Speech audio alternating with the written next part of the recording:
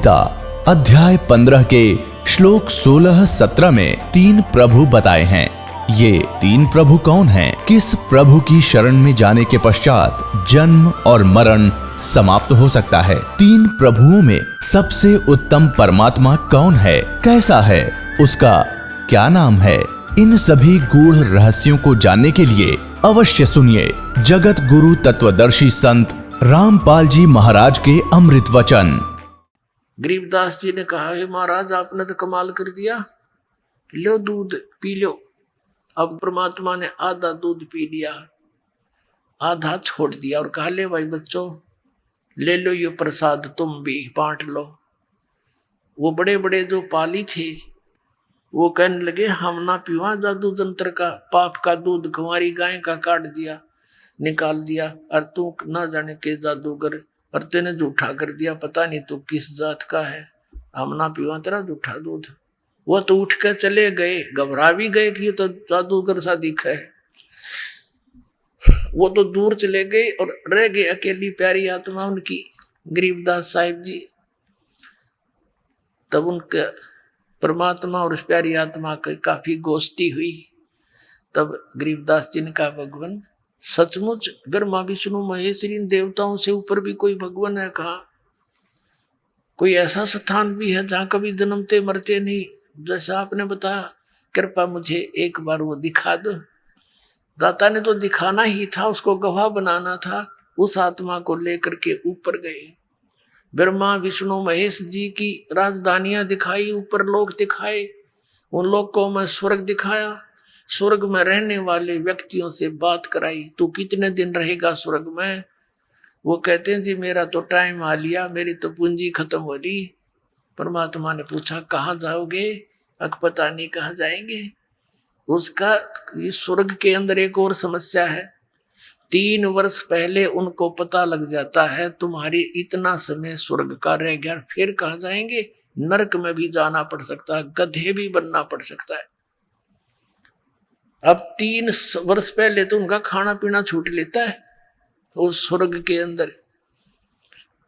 फिर दिखाया परमात्मा ने ऊपर ब्रह्मलोक में, ब्रह्मलोक दिखाया, वहां नकली वो बना रखे इस काल ने, नकली सतलोक, नकली अलखलोक, अगमलोक, अकलोक, नकली बना रखे स्वर्गलोक ब्रह्मलोक के अंदर। फिर धर्मराज के न्यायाधीश के लोक में गए। जब धर्मराज के पास परमात्मा पहुंचे और साथ में वो गरीबदास साहिब वाली आत्मा, तो जो ही धर्मराज के दरबार में परमेश्वर ने प्रवेश किया, न्यायाधीश के, इस 21 ब्रह्मांड के न्यायाधीश के लोक में, तो न्यायाधीश खड़ा हो गया वो और अपना आसन छोड़ दिया और कहा, आओ बैठो भगवान।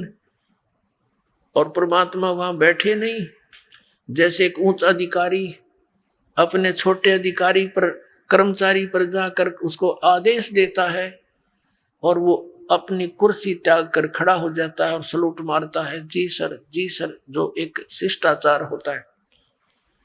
ऐसे धर्मराज खड़ा होकर, करबद्ध होकर, और जो भी मालिक का आदेश दे रहे थे सिरोधारी ये कर रहा था। अब ये प्रसंग अलग है, यहाँ इसको चैप्टर को आगे नहीं बढ़ाएंगे। तो फिर सतलोक में लेकर गए। सतलोक में क्या देखा आदरणीय गरीबदास साहिब जी ने, कि वहां एक बहुत बड़ा गुम्बज है, बहुत बड़ा एक स्तूप है, उसके बीच में ऊंचे सिंहासन पर परमात्मा विराजमान है और सिर पे मुकुट है, सफेद आसन है, सफेद सिंहासन है, सफेद ही परमात्मा का रूप है, शरीर है, रंग है, और सफेद ही सारा लोक है। अब नीचे से जिंदा महात्मा के रूप में जो परमात्मा जा रहे थे, कबीर जी गए थे सतलोक में, वहां अपने ही दूसरे रूप, तेजो में रूप के ऊपर चंवर करने लगे, वहां से उठाकर, जैसे एक सेवक अपने गुरुदेव पर किया करता है। अब गरीबदास जी ने सोचा कि ये बाबा जी तो यहाँ का कोई नौकर नाकर होगा, सेवक, और भगवान तो यूं है जो तख्त पर बैठा। अब थोड़ी सी देर में क्या हुआ कि जो तख्त पर सिंहासन पर विराजमान थे भगवान, वो तेजो में शरीर वाले तो खड़े हुए, और जिंदा महात्मा के रूप में जो नीचे से गए थे भगवान, वो उस और ऑल कंट्रोलर के सिंहासन पर विराजमान हो गए। और वो तेजो में शरीर वाला भगवान चवर उठाकर उस जिंदा वाले रूप पर चवर करे, नौकर की तरह, सेवक की तरह। अब गरीबदास जी ने सोचा भाई बाबा जी पे भगवान सेवा करे इसकी। इतने में क्या हुआ कि तेजो में शरीर जो था वो उस जिंदा वाले महात्मा के वाले शरीर में समा गया, एक हो गए दोनों। अकेले कबीर देव जी वो बाबा जी रूप में थे, जिंदा महात्मा के रूप में वो विराजमान है ओवरऑल कंट्रोलर के सिंहासन पर, यानी कुल के मालिक रूप में। और चंवर अपने आप हो रहा है, अपने आप ऐसे चल रहा है।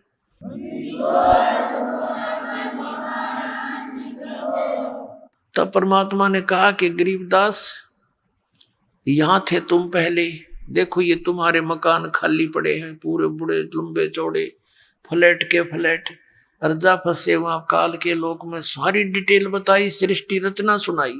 तब गरीबदास साहिब ने कहा भगवान मुझे यही रख लो भगवान, वो तो गंदा लोक है, हे भगवान कैसे जाऊं अब उस लोक में, इस लोक को देखकर वहां कैसे जाऊं भगवान। वो तो ऐसे रह रहे हैं जैसे कीड़े मकोड़े हुआ करते, यहाँ स्वर्ग तक के प्राणी भी महादुखी भगवान, मुझे यही रख लो मेरे मालिक। परमात्मा ने कहा कबीर जी ने कि नहीं बेटा, तुम यहां से जब गए भक्ति से परिपूर्ण थे और वहां जाकर तुम्हारी बैटरी डाउन होगी सारे की। ये तो मैं अपनी शक्ति से तुझे यहां लाया हूं, अब तुम वापस जाओ। आपके भाई बहन काल के जाल में फंसे हुए हैं, उनको ये ज्ञान समझाओ जो तूने आंखों देखा है, या सच्ची साच बताओ। और बेटा मैं तेरे साथ रहूंगा और तुझे सतनाम दूंगा। वो सतनाम की भक्ति सुमन करने से तुम्हारे अंदर शीघ्र ही वो भक्ति संचित हो जाएगी, जो तुम्हें यहां लेकर आएगी। वो भक्ति की कमाई तुम्हारे अंदर संचित हो जाएगी, इतनी संचित हो जाएगी जैसे फिर गरीबदास साहिब ने परमात्मा से प्राप्त ज्ञान को फिर कैसे बोला है कि सतनाम पालड़ रंग होरी हो, 14 लोक चढ़ावे राम रंग होरी हो, 3 लोक पासंग धर रंग होरी हो, तो ना तुले तुलाया राम रंग होरी हो। आदरणीय गरीबदास साहिब जी की वाणी में एक होरी नाम का अंग है। होरी माने होली, होली में खुशी मनाते हैं लोग। तो गरीबदास साहिब जी कहते हैं कि यह नकली होली हमने अच्छी ना लगती, हम तो वो राम नाम की होली खेलेंगे भाई, जिसको हम रोज खेला करेंगे, एक दिन खेल कर हम संतुष्ट नहीं होते। तो क्या बताते हैं कि इस सतनाम के श्वास उस श्वास के द्वारा जो आपको दिया जाता 2 अक्षर का मंत्र, जिसमें एक ओम है एक तत् गुप्त है, जिसको सतनाम प्राप्त है उसको ज्ञान है। इसके एक श्वास उस श्वास का सिमरण आपको बताया जाता है विधि, जब नाम दिया जाता है तो एक श्वास का सिमरण आपकी वो कमाई डिपॉजिट होगी आपके गुड अकाउंट में। और वो इतनी वैल्यूएबल है, वो इतनी कीमती है कि यहाँ के 14 लोक, जैसे 7 नीचे के पताल और ऊपर ये शिवलोक, विष्णु लोक, ब्रह्मा का लोक, धर्मराज का लोक, दुर्गा का लोक, ब्रह्म का लोक, और ये जो दूसरे हैं गोलोक वगैरह, इन 14 लोकों को दूसरे पलड़े में रख दे और एक पलड़े में रख दे एक श्वास उस श्वास के सतनाम की कमाई, वो वैल्यू कीमत। और 3 लोक पासंग धरे, कौन से? पृथ्वी लोक, स्वर्ग, एक कॉमन स्वर्ग लोक है, स्वर्ग जो इंद्र वहां का शासक होता है, वो स्वर्ग लोक, ये पृथ्वी लोक और नीचे का पाताल लोक। कहते इन 3 लोकों को ये तो इस सौदे में है ही नहीं। जैसे पहले एक देसी से एक सिंपल से तराजू होया करते थे, तखड़ी, एक डंडी बांध के उसके बीच में रस्सी बांध लेते, दोनों किनारों पर पलड़े लटका दिया करते थे। और कोई सौदा लेने के लिए व्यापारी आता था हमारे घरों पर, क्योंकि दास का जन्म एक जाट किसान परिवार में हुआ, तो बढ़िया लोग आते थे गेहूं कणक जैसे बाजरा ज्वार चने गुड़ शक्कर आदि लेने के लिए। तो हमारे पिताजी कहते थे, भाई लाला जी पहले तेरी ताखड़ी चेक करा, इसमें कोई एरर तो नहीं है, इसमें पासिंग तो नहीं है। तो वो दिखाता था। यदि उसमें कोई डिफेक्ट होता तो उसी जो कणक जैसे चने तोलने हैं, तो चनों की एक मुट्ठी भर के उसको बैलेंस करने के लिए एक पलड़े में जिसमें डिफेक्ट होता था उसमें डाल दिए जाते थे इतने चने, वो सेट हो जाता था, एररलेस हो जाती थी।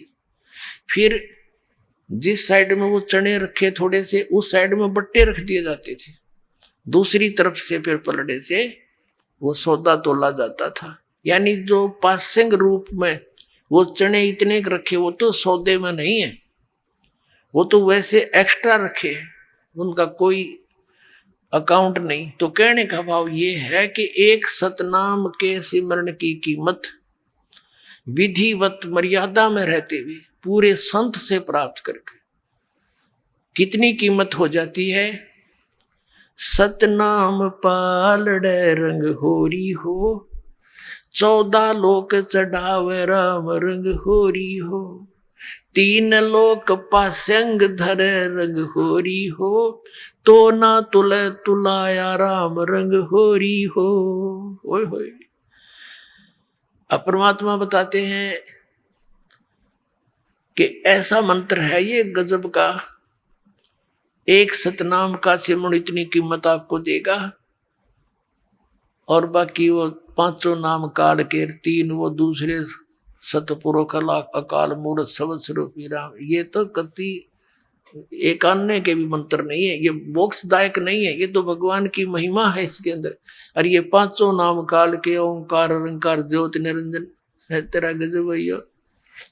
और सोहम और सतनाम अपने आत्माओं, जो हम प्रसंग पर आते हैं, जो आज का प्रसंग है, ये बहुत विस्तार से समझाना पड़ेगा कभी।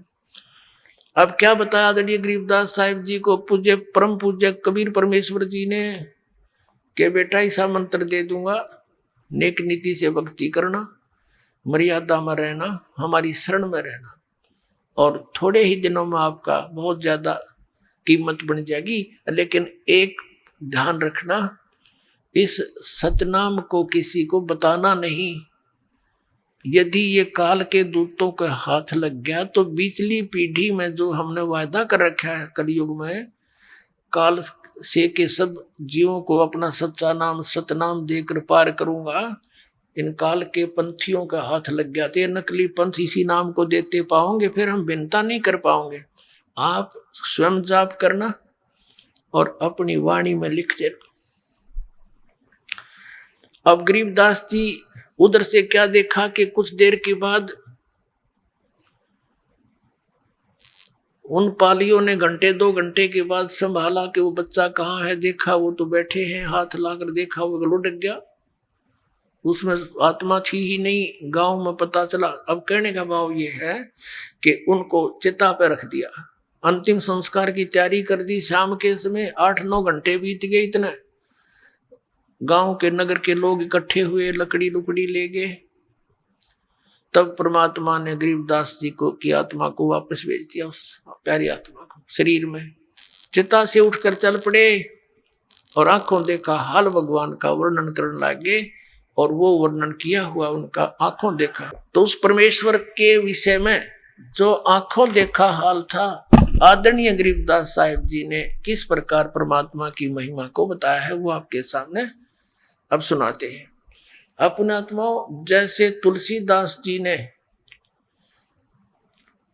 रामायण चौपाइयों के माध्यम से बोली है, लाखों वर्ष पहले की बीती हुई घटनाएं श्री रामचंद्र की जी के समय में, और आज वो सबको मान्य है।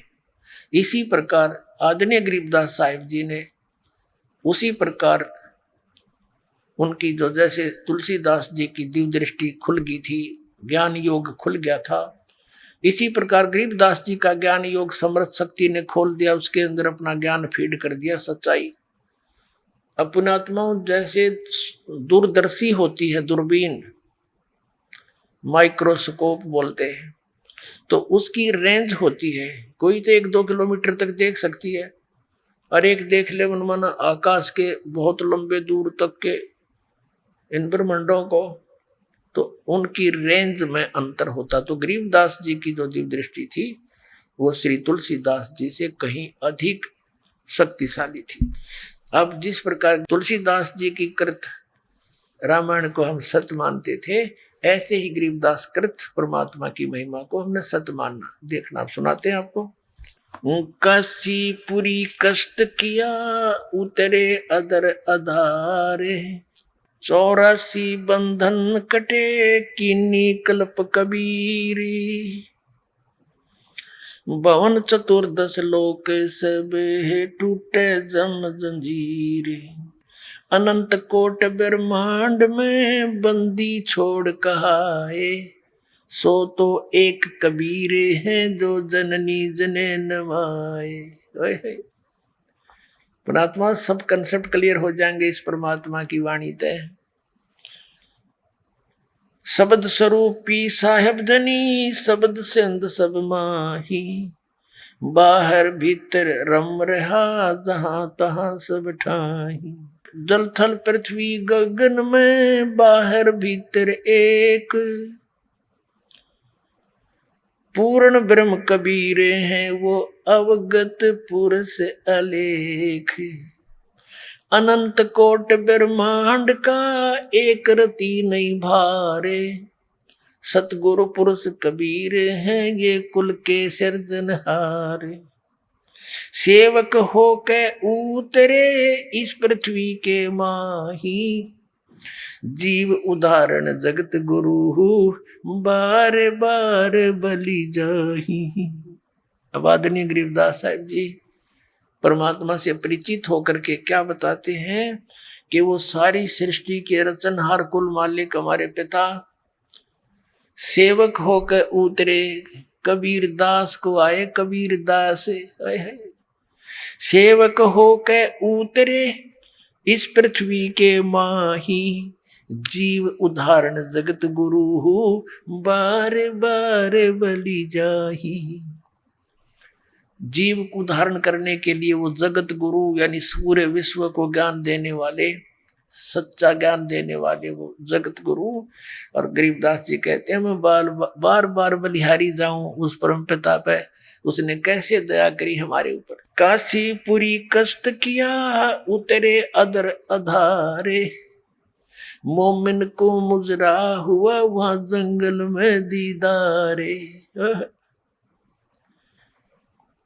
कहते काशीपुरी में परमात्मा का आगमन हुआ और उतरे अधर आधार, वो किसी माँ से जन्म नहीं लिया, ऊपर तो आए अधर अधर यानी ऊपर से आए नीचे, और मोमन को वहां मिले उस मुसलमान दुल्हे को जंगल में सरोवर के ऊपर। अब वो उनकी कितनी शोभा वर्णन करते हैं। कोट किरण शशि भाने सुध आसन अदर विमाने, परसत पूर्ण ब्रह्म को शीतल पिंड और प्राणे। अब नीमा ने गोदी में ले रखा था परमात्मा को, जिस भगवान के नाम लेने से आत्मा भर आती है कि वो इतने दुखी हो रहे हमारे लिए, और हम हमारे बाप में भी को नहीं, हमारा पिता हमारे पीछे पीछे घूम रहा है, हमने काल की भांग पी रखी है। कबीर साहब कहते हैं कबीर ये माया अटपटी सब घट आण अड़ी, और किस किस ने समझाऊं या कुएं भांग पड़ी। अब वो हमारे साथ लिए भटक रहे हैं, जिस परमात्मा के गुणगान सब ग्रंथ कर रहे हैं, और वो एक उस पुण्यात्मा की गोदी में। अब उसको कितना अनुभव आनंद का हो रहा होगा पुण्यात्मा, अब कोई जीव नहीं उसको वर्णन कर सकती। अब क्या बताते हैं गरीबदास साहब जी। कोट किरण शशि भाने सुध ये आसन अदर विमाने, परसत यानी छूते ही उस पूर्ण ब्रह्म को और नीमा के शीतल पिंड और प्राण एकदम शांति सी होगी। नीमा ने परमात्मा को कैसे प्यार किया, गोद लिया मुख चूम कर, वो हेम रूप झलकनते, जगर मगर काया करे, जैसे दमके पद्म अनंत। माँ ने यानी एक मातृ भाव से बालक को जैसे प्यार किया करते, मुंह चूम के और सीने से लगाया। इतना सुंदर शरीर परमात्मा का जैसे सफेद बर्फ होती है, हेम रूप झलकंत। हिम हिम माने बर्फ, सफेदी जो बर्फ की है वो सबसे अधिक मानी गई है। तो कहते हैं वो स्नो व्हाइट कलर था मालिक का, इतनी सुंदर सफेद शरीर था। अब क्या, जब घर पर लेकर आगे बालक को, तो परमात्मा को देखें और के बोले, आपस में एक दूसरे की डिस्कस करते हैं। काशी उमटी गुल भया ये मोमन का घर घेरे, कोई कहे ब्रह्मा विष्णु है, कोई कहे इंद्र कुबेरे। के सिंपल चाइल्ड नहीं है ये, एक साधारण सामान्य बालक नहीं है, इतना सुंदर ऐसा रूप इसका। तो कहते हैं काशी उमटी, यानी उमड़ का आगे पूरी काशी के नगर राजा तक भी आगे वहां देखने के लिए। काशी उमटी गुल भया, सारा शोर मच गया। और मोमन का घर घेरे, चारों तरफ तो घेर लिया घर उनका देखने के लिए, टोल के टोल गीत गाते औरतें। और कोई कहे ब्रह्मा विष्णु है, कोई कहे इंद्र कुबेर। जो भी देख कर जानो कह रहे, ऐसा बालक तो देखा ही नहीं।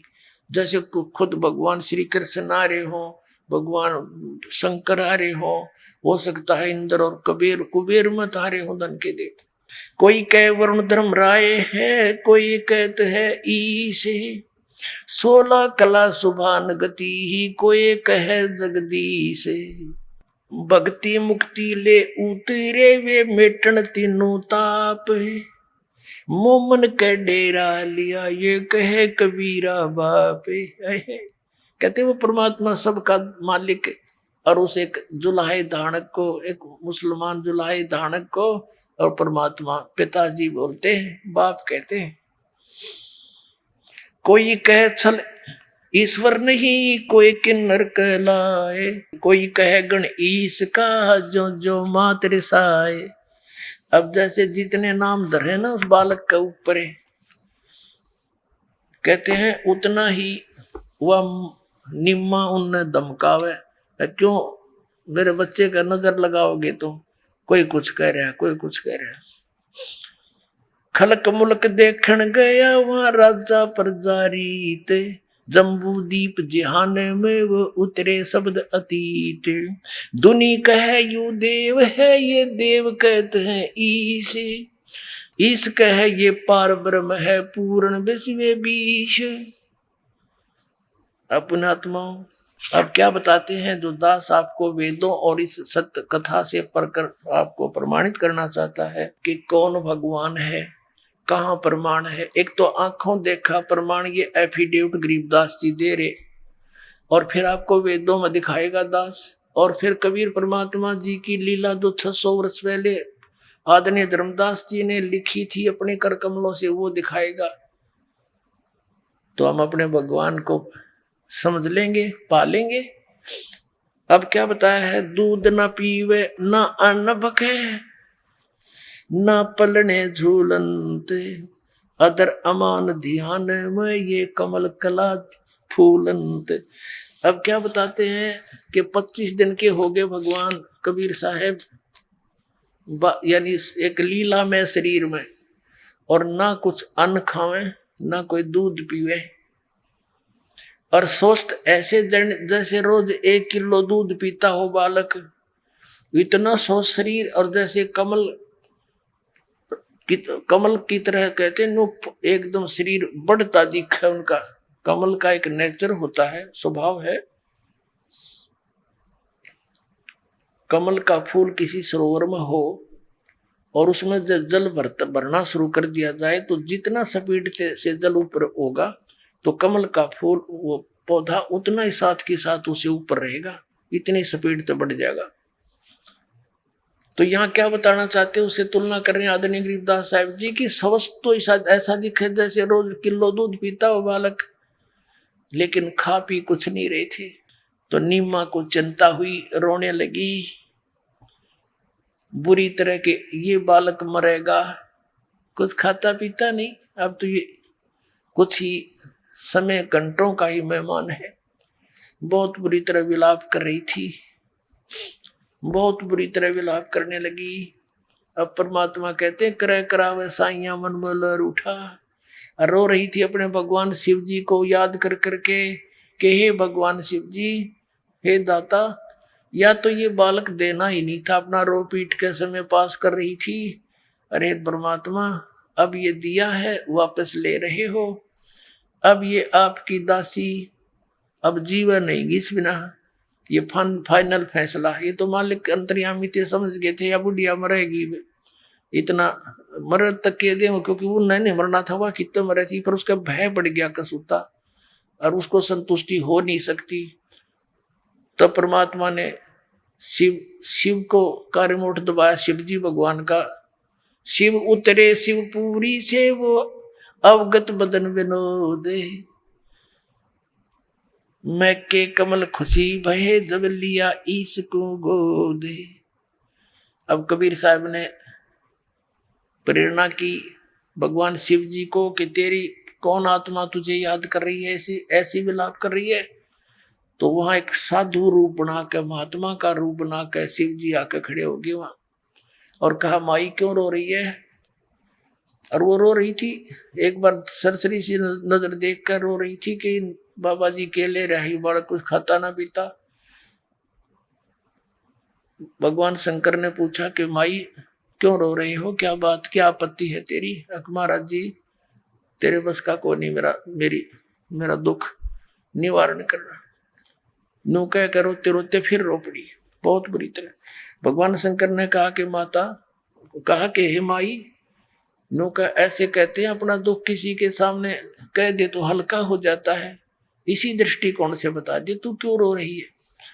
तब उसने बताया कि पहले तो हमारे कोई संतान नहीं थी, और एक दिन मैंने सच्ची आत्मा से अपने भगवान शंकर जी को याद किया था, उसने मुझे ये लाल दे दिया, कमल के फूल पर मिला, मुझे स्नान करने गए थे हम दोनों, और अब महात्मा जी ये कुछ खाता पीता नहीं, 25 दिन का हो गया, और इसलिए रो रही हूं कि ये मरेगा और साथ मरूंगी मैं, अब मैं जी नहीं सकती इसके बिना, मैं नो रो सु भगवान, नो रो रही हूं महात्मा जी। तो भगवान शिव ने कहा, तेरा बच्चा तो दिखा मुझे। माई लाई उठा के, और बच्चे को परमात्मा, नवजात शिशु 25 दिन के बालक को सोचा कि महात्मा की चरणा में गिर दूं, कुछ आशीर्वाद प्राप्त हो जाए, इसकी जिंदगी बढ़ जाए, आयु बढ़ जाए। जो ही पर शिव जी के चरणों में बच्चे को नू डाला, वहां से उठ गए भगवान आकाश में, और भगवान शिव जी के सिर के पैरेलल में हवा में ऐसे स्थिर हो गए बालक। अब वह माई नो सोच रही नीमा कि इस बाबा जी की करामात है, मेरे बच्चे को इतना ऊंचा उठा दिया जमीन तक, तो उसका हौसला सा बड़ा बात बनेगी। अब शिव जी ने ऐसे हाथ किया, भगवान उनके कबीर परमात्मा शिव जी के हाथों में आ गए, और फिर उन दोनों की बात हुई। परमात्मा ने कहा कि शिव इनको कह दे एक कुंवारी गाय ले आवे, एक कोरा बर्तन ले आवे कुमार के थे स्वस्थ, और उसको धो के, और आप इसके कमर पे हाथ मार दिए कुंवारी बछिया के, वह दूध देगी और उस दूध ने पीऊंगा। शिव ने कहा कि माई तेरा पति कहाँ है? आका भी बुलाती हूँ। वो अंदर था कि आइयो जी, ऐसे ऐसे महाराज जी कह रहे हैं, एक बछिया ला, एक बर्तन लाना कोरा कुमार के थे। अब गया वो नीरू, एक बछिया ले आया। भगवान शंकर ने उसके कमर पे हाथ थपकी मार दी, आशीर्वाद भरा हाथ रख दिया, और वो छोटा सा पात्र था वो गाय के नीचे रख दिया बछिया के। अब वो दूध चल पड़ा, पात्र भरते ही बंद हो गया। वो दूध परमात्मा ने पिया, और शिव जी चला गया। अपने आत्माओं, ये प्रमाण गरीबदास साहिब जी कहते हैं, दूध न पीवे न अन्न बखे न पालड़े झूलनते, दास गरीब अदर ध्यान में ये कमल कला फूलनते। दूध न पीवे न अन्न बखे है नहीं पलने झूलनते, अदर अमान ध्यान में कमल कला फूलनते।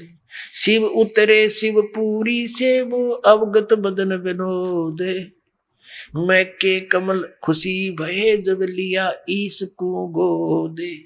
परमात्मा को गोदी में ले लिया।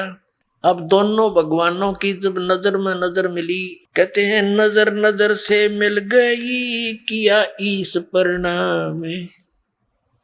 शंकर भगवान ने उस बालक को प्रणाम किया, गोदी में लिए मत्था टेका। और धन मो मन धन पूर्णा, ये धन का सीनी काम के धन है इस नगरी का जहाँ ऐसे सिद्ध पुरुष आए। अब शंकर जी भी ना समझ सके ये कौन है। 7 बार चर्चा करी बोले बालक बहने, शिव को कर मस्तक धरा हाला मोमन एक धेनु। एक धेनु लिया, धेनु यानी गाय। अन ब्यावर को दूहत है दूध दिया तत्काल, पीवे बालक ब्रह्म गति ता शिव भय दयाल। अपना आत्माओं, ये तो आदरणीय गरीबदास साहिब जी की वाणी में स्पष्ट हुआ कि शिव जी वहां अपनी शिवलोक से आए थे शिवपुरी तक, और परमात्मा को के उनकी बातचीत हुई थी। और अपने आत्माओं, आदरणीय धर्मदास साहिब जी ने कबीर परमेश्वर जी की लीला 600 वर्ष पहले लिपिबद्ध की थी। और फिर काल के दूत कबीर पंथ में घुस गए, क्योंकि काल ने कहा था कि जब तुम जालोगे यहाँ पर सृष्टि से, पृथ्वी से, और तब आपका जो पंथ चलेगा 12 नकली पंथ चलाऊंगा कबीर नाम से, और वो झूठे नाम देंगे शास्त्र विरुद्ध और कहेंगे हम कबीर पंथी, और आऊंगे मेरे मुंह में और कहते हैं 12 पंथ करूं मैं साजा, नाम तुम्हारा ले करूं आवाजा। और ये 12 पंथ नाम जो ले ही सो हमरे मुख आन समोई, और अनेक पंथ में चलाऊं या विद जीवों को भरमाऊं। 12 तो कबीर पंथ के 12 पंथ, अनेक पंथों में ये राधा स्वामी पंथ, जय गुरुदेव पंथ, धन धन सतगुरु पंथ, ठाकुर जी वाला पंथ, और ये सच्चा सौदा सिरसा जगमाल वाली ये गंगुआ वाला पंथ, एक जनोद बिहानी वाला ताराचंद वाला पंथ, एक आगरा वाला पंथ, ठाकुर वाला पंथ। ये सारे के सारे सतलोक और सचखंड की महिमा बताते न, कख नहीं पता उसके बारे में। तो ये काल के चलाए हुए पंथ हैं, और इनके मुखिया जो थे वो बहुत पुण्यकर्मी प्राणी थे, परमात्मा के बच्चे थे, और वो बिछुड़ गए भगवान से, फंस गए काल के। उन इसका दुरुपयोग करके करोड़ों जीवों को अपने जाल में फंसा दिया। तो पुण्यात्माओं, इन कबीर पंथियों ने कबीर सागर में बहुत कुछ काट छांट कर ली अपनी बुद्धि अनुसार, और उसको छपवा दिया, फिर भी सच्चाई को छुपा नहीं सके। अब आपको दिखाते हैं, पहले तो उस कबीर सागर के अंदर दिखाते हैं अपनी सोच से कुछ काट छांट कर। क्योंकि क्या होता था कि भक्ति जहां नहीं होती, भगवान का संग नहीं होता, सत्य भक्ति नहीं होती, तो उसमें क्या होता है कि जो कथाएं परमात्मा के विषय में सुनाई जाती हैं तो आम व्यक्ति विरोध करता है, और जो वैसे लोकवेद सुनाने वाला व्यक्ति केवल कथावाचक है वो प्रमाणित कर नहीं सकता।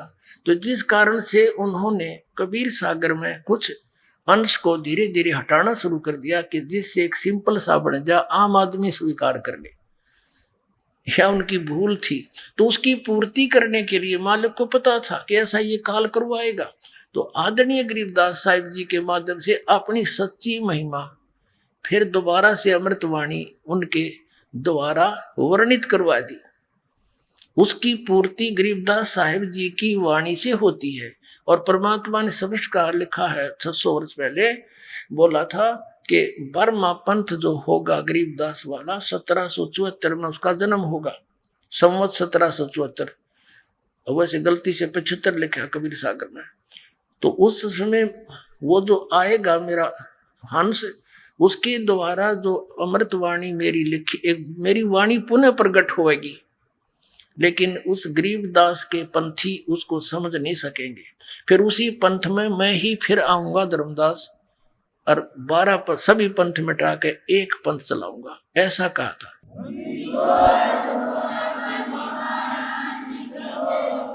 परमात्मा स्वयं नहीं आए, दास को भेज दिया। पुण्यात्माओं, हो सकता दास की अर्जी सुन ली हो मालिक ने कि दाता आपको बहुत परेशान करते हैं आपके बच्चे, उस काल से प्रेरित होकर के इस दास को हो सकता स्वीकार करके इसलिए भेज दिया।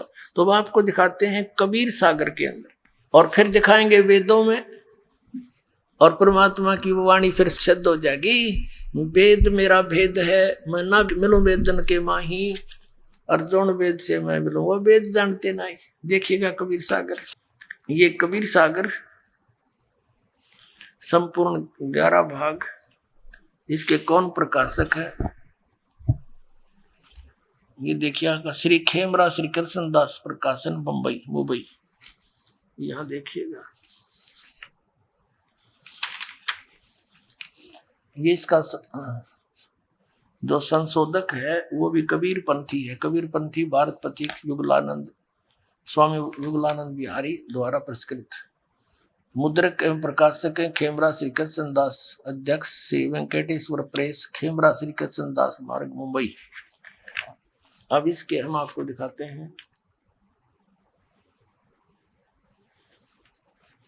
और ये है ज्ञान सागर, इसके 74 पृष्ठ पर।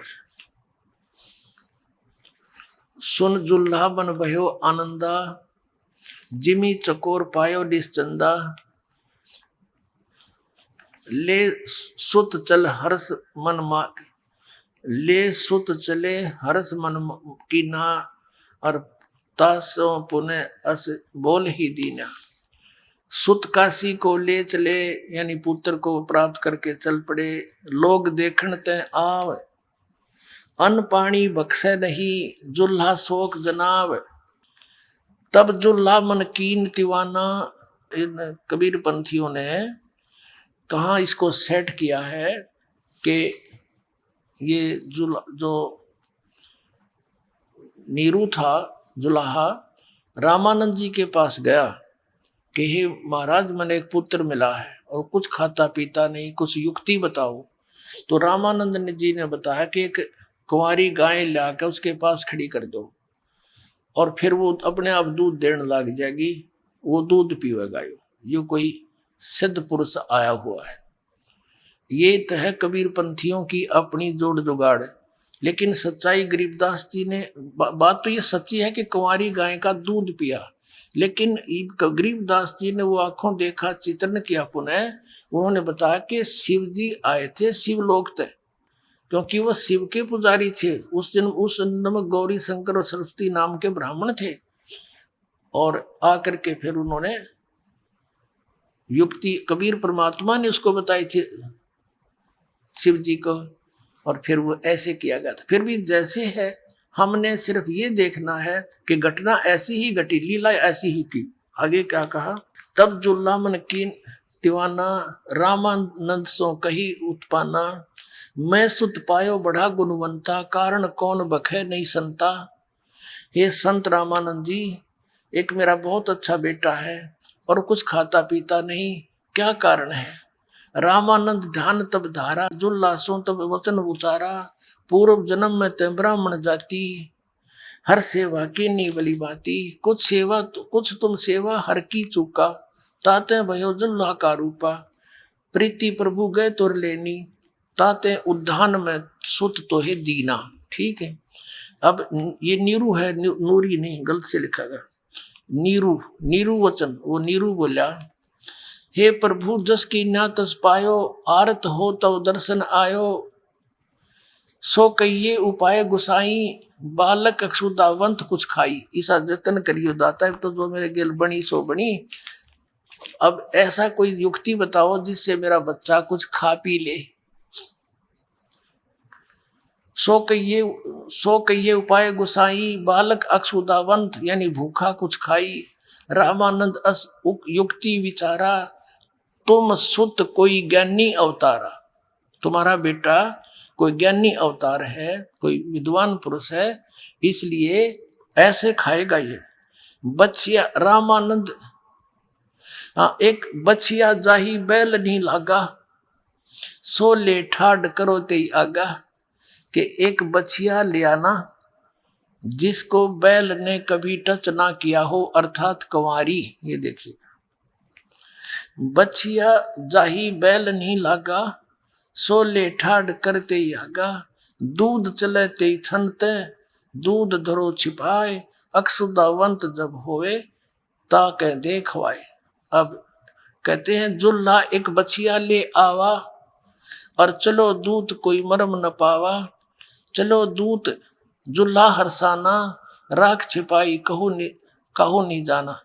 अब यहाँ पुण्यात्माओं जैसा भी है, अब ये प्रमाणित हुआ कि 600 वर्ष पहले परमात्मा ने जो लीला की थी वो लिपिबद्ध की गई। उसके बाद आदरणीय गरीबदास साहिब जी के समय भी उन्होंने कुंवारी गाय का दूध पिया,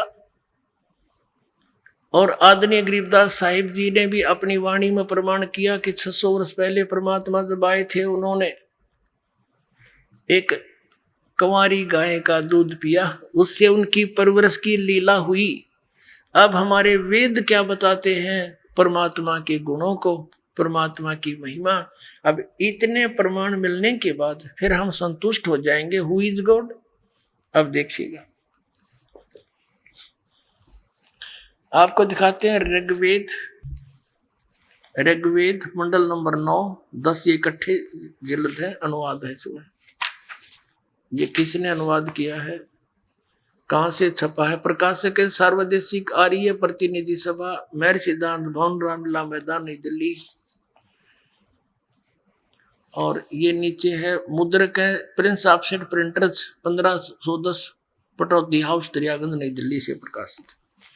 अपनात्माओं यहाँ से हम शुरू करेंगे। ऋग्वेद मंडल नंबर 9 और सूक्त नंबर 1, ये देखिएगा, यहां से प्रारंभ से लेंगे हम। यहां से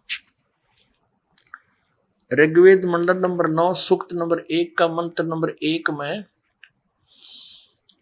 ये देखना, यहाँ हे परमात्मन यानी परमात्मा की महिमा चल रही है। फिर ऋग्वेद मंडल नंबर 9 और सूक्त नंबर 1 का मंत्र नंबर 2 में हे परमात्मन आप, है ना परमात्मा के विषय में। और 3 नंबर मंत्र में हे परमात्मन, 4 नंबर मंत्र में हे परमात्मन, 5 नंबर मंत्र में हे परमात्मन, और 6 नंबर में ऋग्वेद मंडल नंबर 9 सूक्त 1 मंत्र 6 में हे परमात्मन। यानी परमात्मा की महिमा वेद में वर्णित की जा रही है। अब इन आर्य समाजियों के दानंद के चेल्या के याद आ गई दानंद की थूरी के दानंद जी महर्षि दानंद तो निराकार बताओ भगवान को, आगे साकार लिखा है इसमें तो वहां पैतरा बदल गई है। वहां भगवान लिखना बंद कर दिया, पुरुष लिखना शुरू कर दिया।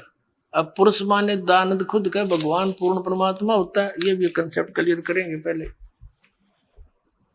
अब परमात्मा कहते हैं नो मन सूत उलझिया ऋषि रहे जख मारे, सतगुरु ऐसा सुलझा दे उलझन दूजी बारे। इन नकलियों ने इस आध्यात्मिक मार्ग के, इस अध्यात्म ज्ञान के नौ मन सूत को उलझा कर डाल दिया। आइए अब हम उन श्रद्धालुओं के अनुभव जानते हैं जो जगत गुरु तत्वदर्शी संत रामपाल जी महाराज जी से दीक्षा प्राप्त कर चुके हैं तथा उनके द्वारा बताए गए भक्ति मार्ग पर चल रहे हैं। जी नमस्कार। नमस्कार सर। क्या नाम है जी आपका? रूपा सैनी सर। रूपा जी कहाँ से आए आप? सर मैं कठुम्बर से, जिला अलवर से आई हूँ, कठुम्बर गांव से आई हूँ मैं।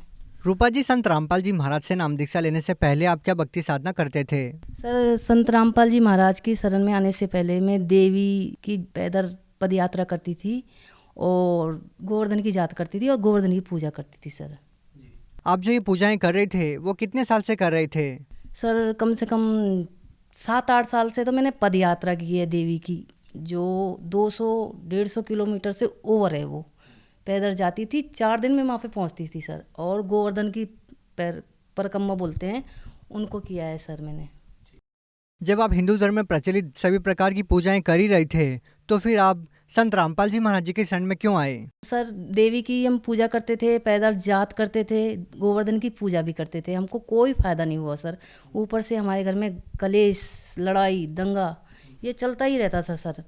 तो एक संत रामपाल जी महाराज के शिष्य थे जो मुझसे ये कहते थे, एक जानकार थे वो हमारे काफ़ी, तो वो हर बार कहते थे कि आप जो साधना कर रहे हो गलत है, इससे आपको सुख नहीं मिलेगा आपको कभी भी।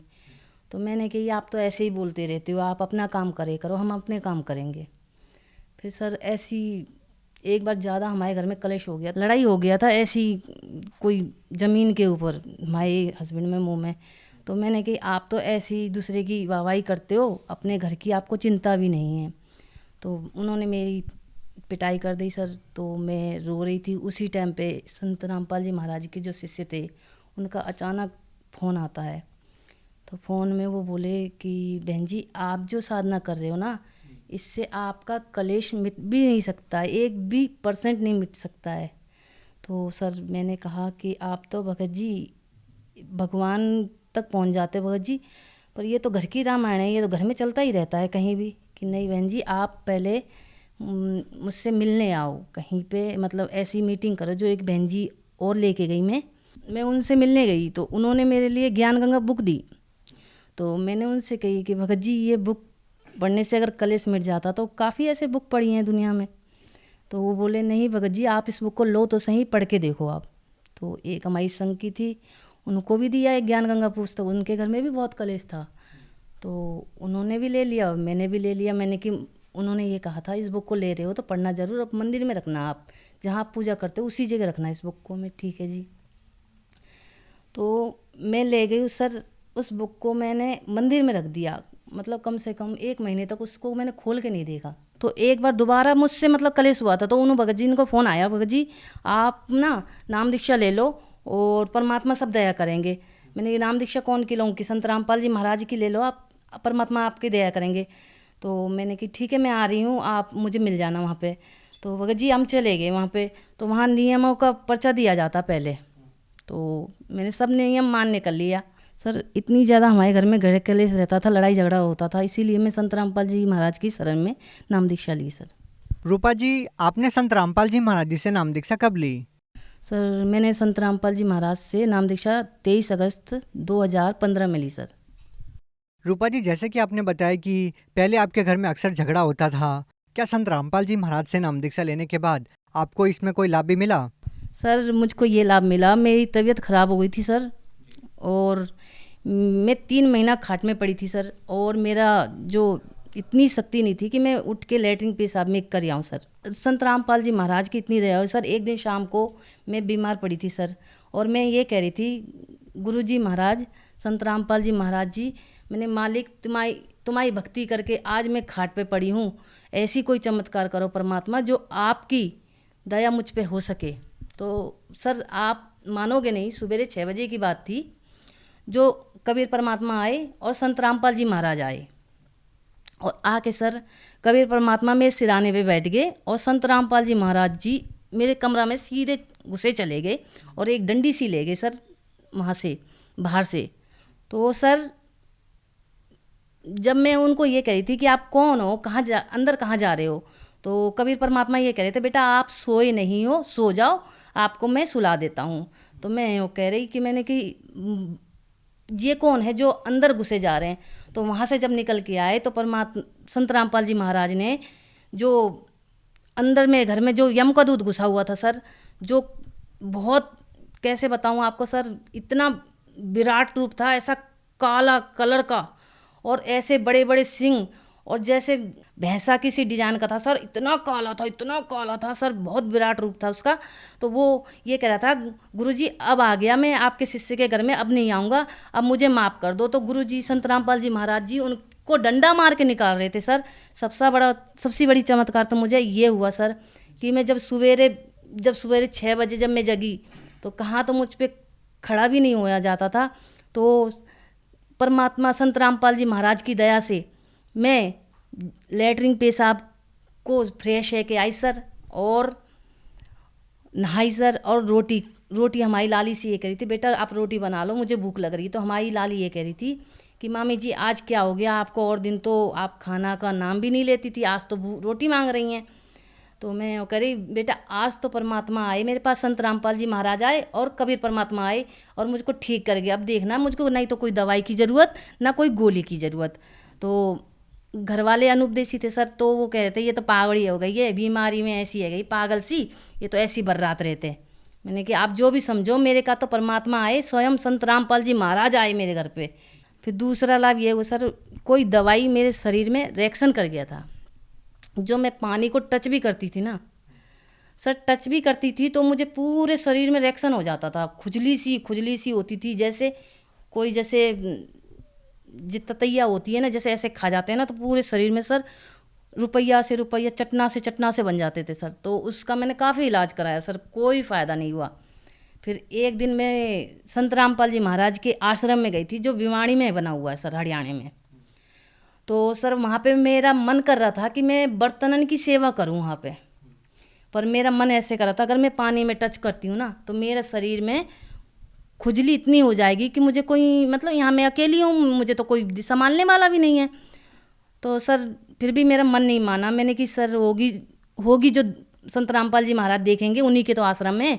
सर जब बर्तन साफ करे सर, मैंने खूब 24 घंटा साफ करे, कोई 1 आध घंटा की बात नहीं सर, 24 घंटा सेवा करी वहाँ पे मैंने।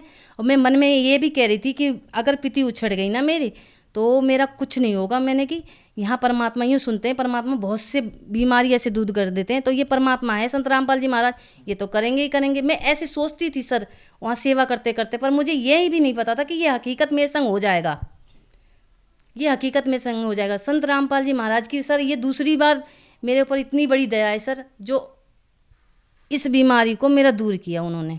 वो दिन है, फिर आज का दिन है जब से मुझे ना ही तो कोई खुजली है, ना कोई खाज है, ना कोई बीमारी है सर। बहन जी आपको कोई और भी लाभ मिला?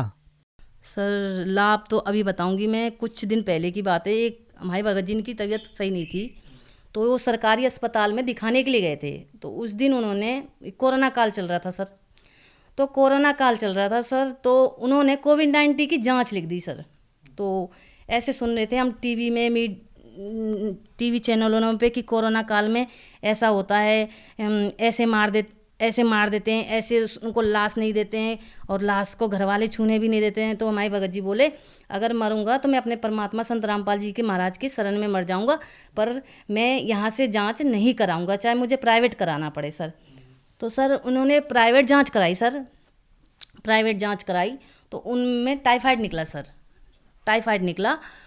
टाइफाइड निकलने के बाद सर उनने बोली कि अब दवाई लेने में जाऊंगा। मैंने कही आप तो दवाई लेने 6 महीने से जा रहे हो, पर कोई फ़ायदा तो है नहीं है।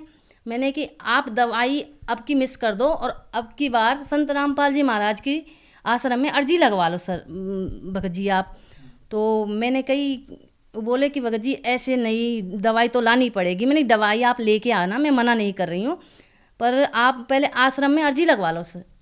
तो भगत जी ने अर्जी लगाई सर। आप झूठ मानोगे सर, जो मेरे पति हैं, जो हमारे हस्बैंड है, जो पति हैं हमारे सर, अर्जी से ही वो टाइफाइड आज तक दिखाई क्या, महसूस भी नहीं हुआ सर। संत रामपाल जी महाराज की हमारे हस्बैंड पे भी इतनी बड़ी कृपा हुई सर।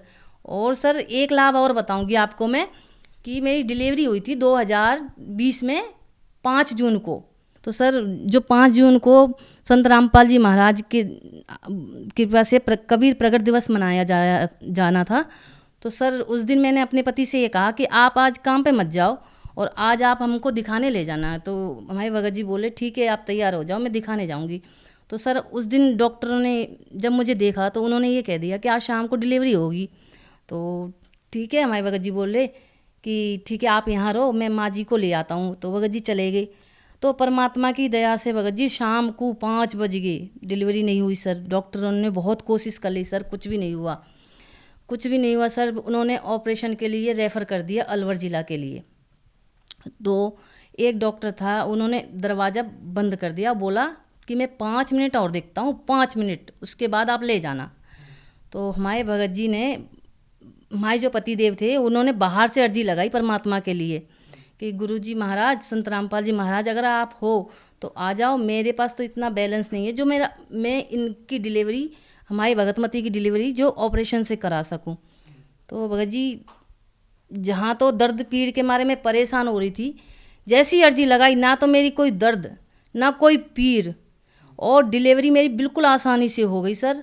फिर थोड़ी देर के बाद डॉक्टरों ने जब उस बच्चे को देखा तो सर वो बच्चा जीवित नहीं था सर, जीवित नहीं था, वो बच्चा मर चुका था, नीला पड़ गया था, मशीनों में रख दिया था डॉक्टरों ने।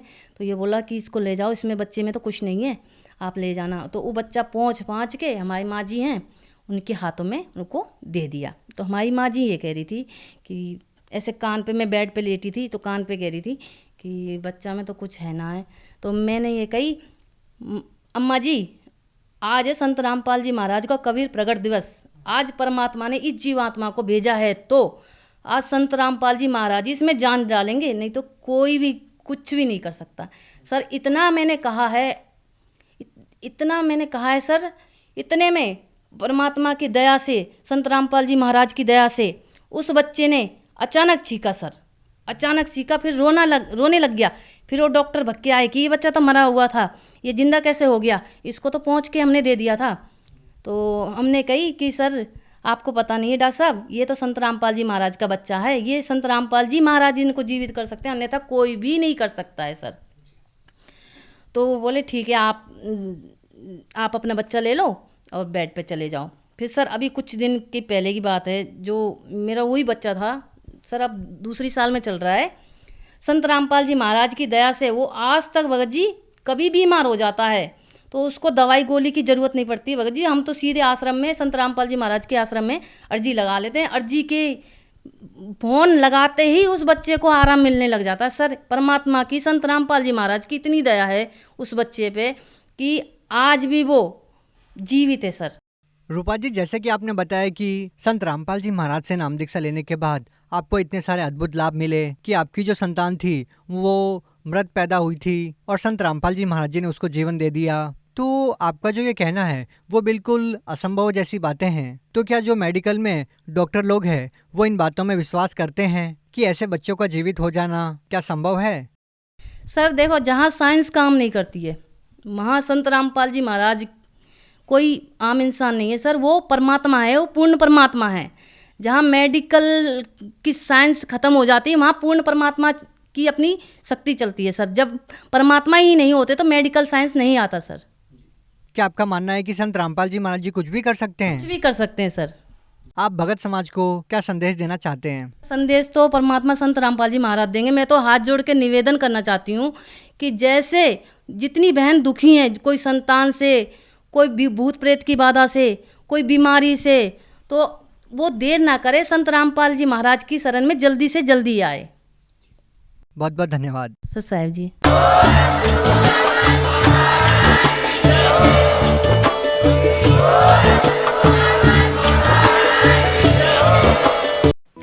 आप सुन रहे थे जगत गुरु तत्वदर्शी संत रामपाल जी महाराज के मंगल प्रवचन। अधिक जानकारी के लिए संपर्क करें